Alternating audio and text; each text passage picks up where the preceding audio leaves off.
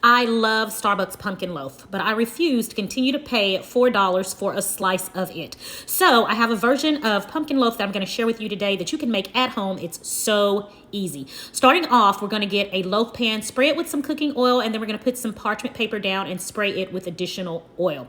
Set it to the side. Now in a large bowl, add some flour, sugar, brown sugar, pumpkin spice seasoning, baking powder, baking soda, some salt, and we're going to give that a mix. When it's well combined, set that to the side. Now in a medium bowl, we're going to add some pumpkin puree, eggs, coconut oil, water, and vanilla extract, and we're going to give that a mix.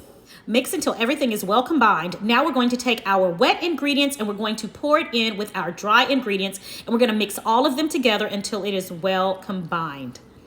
Now grab your loaf pan and we're going to pour our pumpkin spice batter in. Make sure you spread it out evenly over the top for even cooking throughout. When you're done, we're going to sprinkle the top with some pumpkin seeds, and we're going to bake this in a 350-degree oven for about an hour. And when you're done, you've got some fabulous, moist, delicious, and pumpkin-y, if pumpkin-y is a word, pumpkin bread. Guys, Starbucks has nothing on this, and you are going to love it. So if you want to make this pumpkin bread, visit my website, sincerelylegenia.com, or click the link in my profile.